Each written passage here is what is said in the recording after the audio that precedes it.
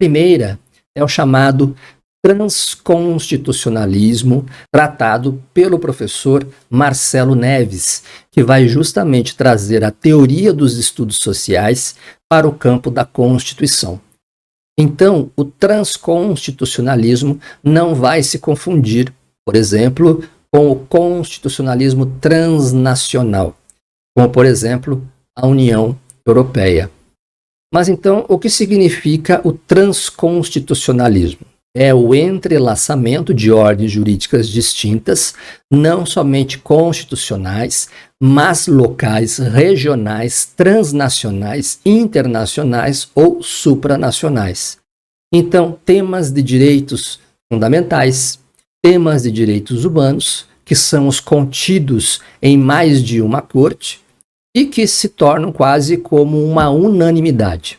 É como se nós pegássemos um tema da Declaração Universal dos Direitos Humanos de 1948, lembrando de não confundi-la com a Declaração de Direitos do Homem e do Cidadão de 1789, que está ligada à Revolução Francesa, e pegasse lá a proibição da tortura e se espalhasse por todas as constituições do mundo. Seria um exemplo de transconstitucionalismo, um intercâmbio construtivo entre diversas ordens constitucionais para formar um pensamento de consenso, para formar consensos.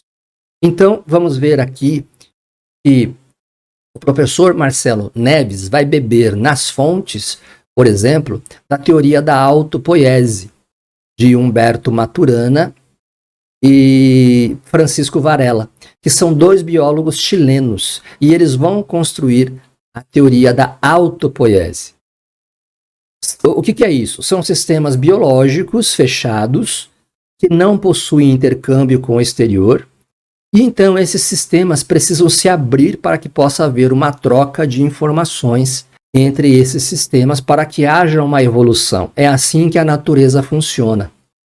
Então, dentro da teoria dos sistemas, Marcelo Neves vai construir a teoria do chamado transconstitucionalismo, ou o próprio direito sistêmico. É o que se chama também de racionalidade transversal. Autopoiese, como eu falei, e também com o nome de acoplamento estrutural. Como foi dito, o transconstitucionalismo não se confunde com o constitucionalismo transnacional. O constitucionalismo transnacional vai um pouco além das interações do transconstitucionalismo. Ele fala de uma unificação do constitucionalismo. É o que a União Europeia tentou fazer quando tentou editar, por exemplo, a Constituição da União Europeia. Reunir as várias tradições constitucionais para uma carta constitucional única, dado um forte nacionalismo em algumas nações. Porém, esse nacionalismo vem recrudescendo nos últimos anos, inclusive com a separação da Inglaterra, a partir do Brexit, da própria União Europeia. E esse forte nacionalismo é justamente o que impediu até agora a construção de uma Constituição da União Europeia. Então, o constitucionalismo transnacional permite a elaboração de uma Constituição supranacional, ou seja, abrange mais de uma nação, uma Constituição supranacional. Ela deriva de um processo de globalização, da construção de grandes blocos econômicos, de grandes mercados comuns. Então, a partir desses mercados comuns, desses grandes blocos econômicos, nós vamos ter ordens constitucionais supranacionais, que regulariam não só as transações econômicas e comerciais, mas a própria vida dos indivíduos, o trânsito de pessoas, os direitos individuais e fundamentais, que deveriam ser respeitados em todas essas nações. Além disso, nós também temos a chamada teoria dos ciclos constitucionais. Temos os primeiros ciclos constitucionais as chamadas Constituições Revolucionárias Setecentistas, principalmente a Constituição Americana de 1787, a Constituição Francesa de 1791, depois tivemos outra em 1795 e uma outra em 1799, todas revolucionárias. Depois tivemos outro ciclo de constituições napoleônicas, com a restauração da monarquia em 1799, quando Bonaparte implanta um consulado e estabelece os princípios do antigo regime. Ele vai publicar, então, o seu Código Civil de 1804, que foi uma verdadeira Constituição francesa também, e uma nova carta, em 1802, que nomeava Napoleão como cônsul.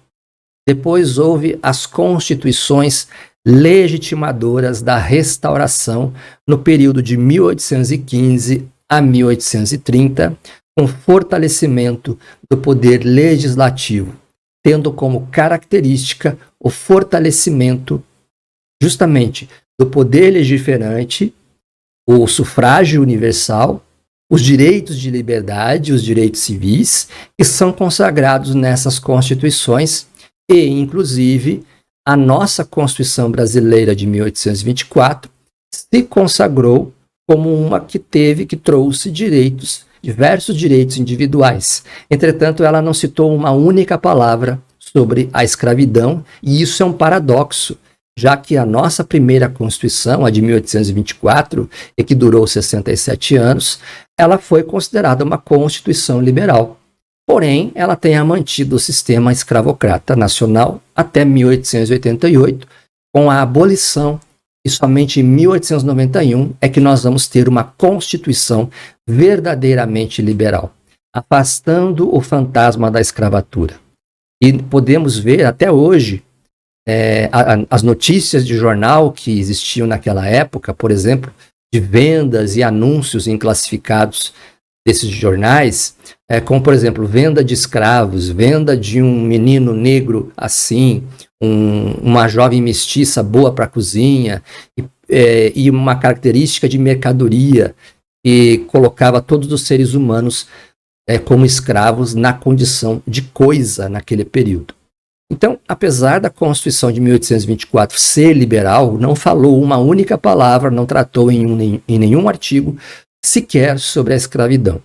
E as constituições liberais, propriamente ditas, vão surgir no período de 1830 a 1848, chamado Ciclo das Constituições Liberais. Por exemplo, a Constituição Francesa de 1830, o Reform Act na Grã-Bretanha de 1832, todos privilegiando o sistema parlamentarista de governo.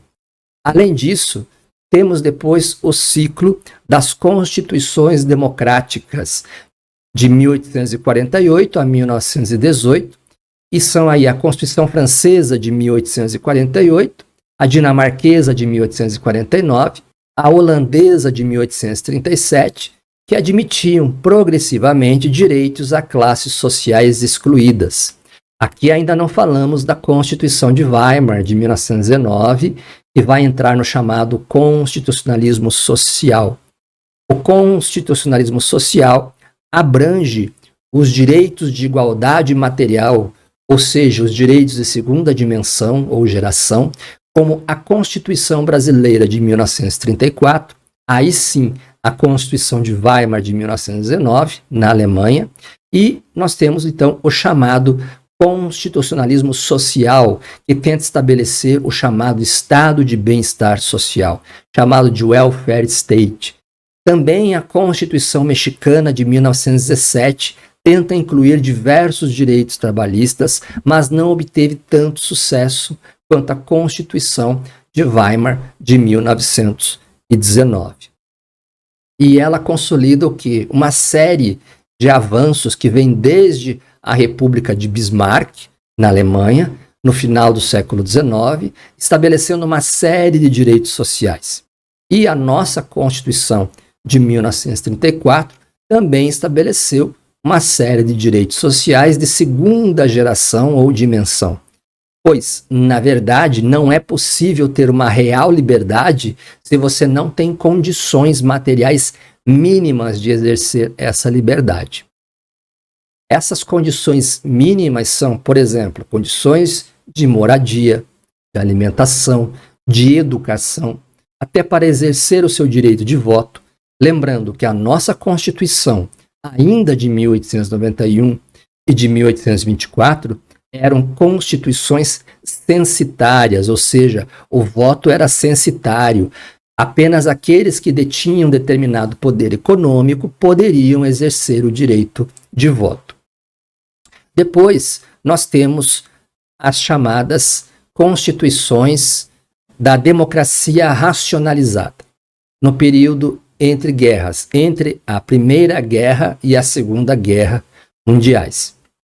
A Áustria, a Alemanha, a Turquia e a Rússia, por exemplo, eram pequenos estados nacionais que tentavam organizar e racionalizar as estruturas de governo.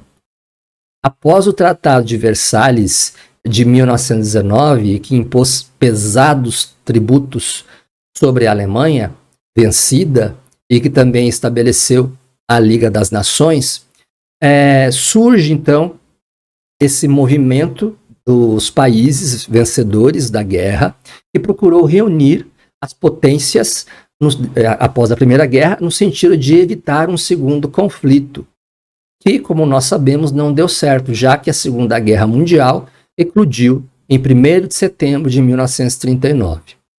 Depois, nós temos o período das constituições autoritárias, que são assim chamadas por existir uma forte divergência entre o texto literal dessas constituições e a realidade dos fatores reais de poder. Então vamos ter a Itália fascista, de Benito Mussolini, o fascismo na Espanha, de Franco, a ascensão de Hitler na Alemanha nazista. A partir de 1933, sob a vigência da Constituição de Weimar, que era ao mesmo tempo uma constituição social, mas que sustentou o nascimento do nacionalsocialismo na Alemanha na década de 1930, sob a égide da Constituição de Weimar. Então, não havia uma correspondência entre o texto literal e a realidade fática. Ferdinand Lassalle diria que a Constituição seria uma mera folha de papel, e o alemão Karl Loewenstein nomearia essas constituições como constituições nominalistas, ou seja, que nada traduzem na realidade. São apenas um conjunto de amontoados de escritos. E assim foi. E temos também o chamado constitucionalismo contemporâneo, de 1945 até os dias atuais, começa a surgir na Europa continental no pós-guerra, após os horrores da Segunda Guerra Mundial. Uma nova forma de constitucionalismo que busca reforçar os direitos individuais de liberdade, afastar os fantasmas, os horrores do Holocausto. É criada a Organização das Nações Unidas, a ONU, e, consequentemente, a Declaração Universal dos Direitos Humanos de 1948, e que veio estabelecer uma série de direitos inerentes a todo ser humano para tentar evitar uma nova hecatombe mundial. E quais são as características desse novo constitucionalismo contemporâneo? As características são o reconhecimento da força normativa da Constituição, a sua capacidade de regular as novas relações entre o Estado e os indivíduos, essas novas relações entre Estado e indivíduos, bem como com o próprio Poder Judiciário, vai configurar aquilo que se chama de neoconstitucionalismo. Então, a força normativa da Constituição, dentro deste constitucionalismo contemporâneo, vai trazer o reconhecimento da força normativa da Constituição, a sua capacidade de instar e coagir o legislador e o administrador público a dar concretude ao texto constitucional. A mudança do Estado legislativo para o Estado constitucional de direito, com a constitucionalização do sistema jurídico, também é uma dessas características. A atribuição de força normativa aos princípios, ou seja, os princípios detêm também força normativa e não apenas as regras constitucionais. Regra constitucional é aquilo que está escrito no texto da Constituição. Então, a previsão, por exemplo, do habeas corpus a quem sofreu ou se sentir ameaçado na sua liberdade. O princípio constitucional da proporcionalidade e da razoabilidade ou da vedação de excesso. Também os princípios passam a ter força normativa, então não basta existir um devido processo legal obedecendo às regras do processo, o juiz natural, a garantia do contraditório e ampla defesa. É preciso também que essa decisão não seja uma decisão desarrazoada.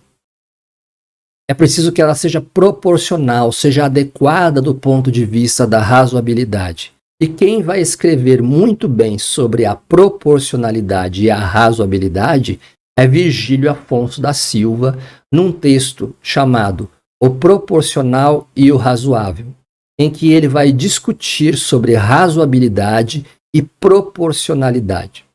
Uma análise de adequabilidade, uma análise de necessidade e de proporcionalidade. Em sentido estrito, então, força normativa dos princípios é característica do neoconstitucionalismo. Caminhando um pouco mais para frente, nós temos também os chamados direitos e garantias blindados contra supressões, ou seja, as chamadas cláusulas pétreas, que são limitações materiais expressas ou implícitas na nossa Constituição e estão lá no artigo 60, parágrafo 4º da nossa Constituição. A transcendência do positivismo com o incremento da ponderação de valores e de juízos éticos e morais pelo legislador.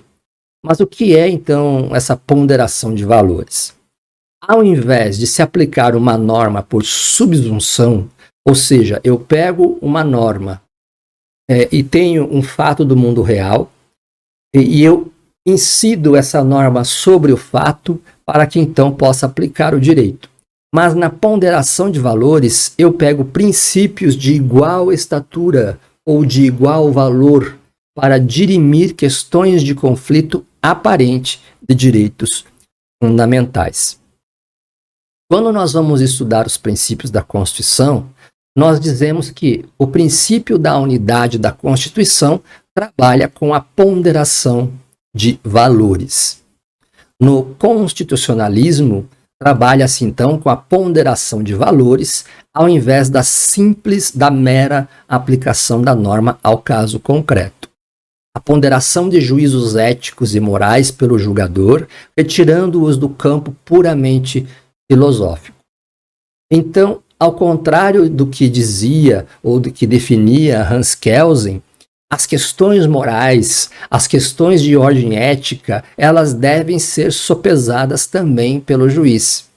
Não necessariamente uma moral individual, ao alvedrio daquilo que o juiz simplesmente acha. É claro que todo julgador irá imprimir em seu julgamento as suas convicções e seu entendimento sobre determinada matéria. Outra característica do neoconstitucionalismo é a possibilidade do judiciário vir a exigir a aplicação de políticas públicas, ou seja, a judicialização de políticas públicas e do ativismo judicial com a concretização das normas constitucionais. A chamada questão contramajoritária, ou seja, não apenas as maiorias parlamentares têm o direito de decidir sobre o meu futuro. O judiciário também deveria, em determinadas situações, defender os direitos das minorias, como fez, por exemplo, com a possibilidade do casamento entre pessoas do mesmo sexo e também, outro exemplo, a possibilidade de se realizar pesquisas com células-tronco embrionárias e outras questões chamadas contra-majoritárias, questões polêmicas, em que as maiorias parlamentares ainda não se decidiram sobre aquele tema ou não quiseram, não se aventuraram ainda a decidir. E aí o judiciário vai e decide. Não existe o princípio do non liquet, isto é, significa que o juiz não pode deixar de decidir sobre uma questão que lhe é apresentada. Ele pode decidir, por exemplo, que eventualmente não competiria ao Poder Judiciário decidir sobre uma determinada questão e remete essa questão para a deferência do legislador. Nesse caso, então, o Supremo, por exemplo, decide uma questão ainda constitucional e não quer decidir a sua inconstitucionalidade de uma determinada lei e apela ao legislador para que ele mesmo modifique a norma. Por questões fáticas, circunstanciais, sociológicas, econômicas, ele prefere ainda não decidir a inconstitucionalidade. Então ele defere, remete ao legislador essa decisão.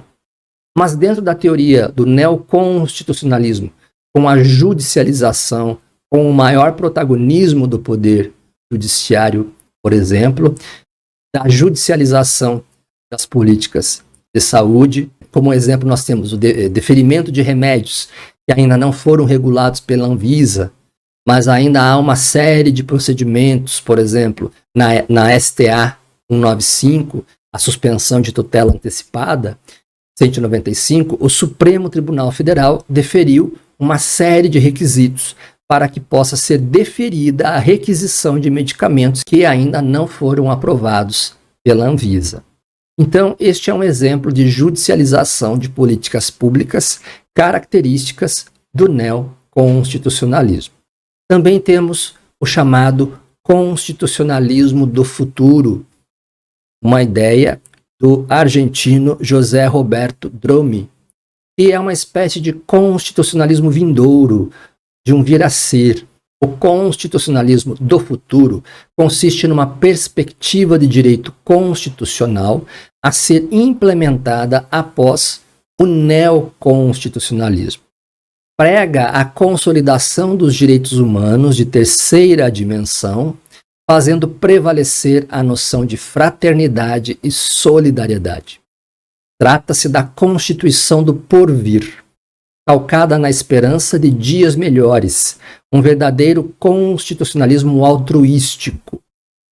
Para esse autor, Dromi, o constitucionalismo do futuro deve pautar-se em 7 ideias: a verdade, a solidariedade, o consenso, a continuidade, a participação, a integração e a universalidade. Por verdade, entende-se a preocupação com a necessidade de promessas factíveis pelo Constituinte. As constituições não consagrarão apenas promessas impossíveis de serem cumpridas ou mesmo mentiras. Deve-se ponderar o que o Estado realmente necessita e o que pode fazer, o que se pode constitucionalizar. Por solidariedade, deve-se entender a solidariedade entre os povos, a necessidade de implementação dessa dimensão fraternal explicitamente na Constituição. Liga-se à noção de justiça social, cooperação e tolerância. O consenso relaciona-se à solidariedade. A elaboração normativa será fruto do consenso democrático. Esse consenso não significa maioria, como erroneamente se possa pensar, mas pressupõe a manutenção da inquebrantabilidade da ordem democrática, com a adesão solidária da parte que consentiu consensualmente em prol de um interesse maior. Ou seja, há um desapego maior em relação aos interesses particulares. Por continuidade, nós devemos entender que as reformas constitucionais deverão levar em consideração os avanços já conquistados, ou seja, deverão ocorrer com ponderação e equilíbrio, sem subverter a lógica do sistema, mas adaptando-a às exigências do progresso.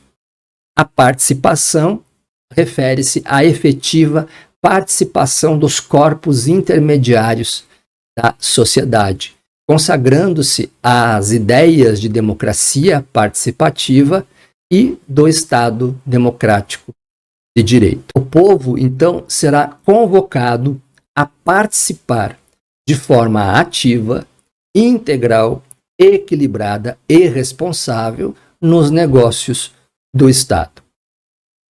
Pela integração, as constituições deverão integrar o plano interno e externo mediante a previsão de órgãos supranacionais.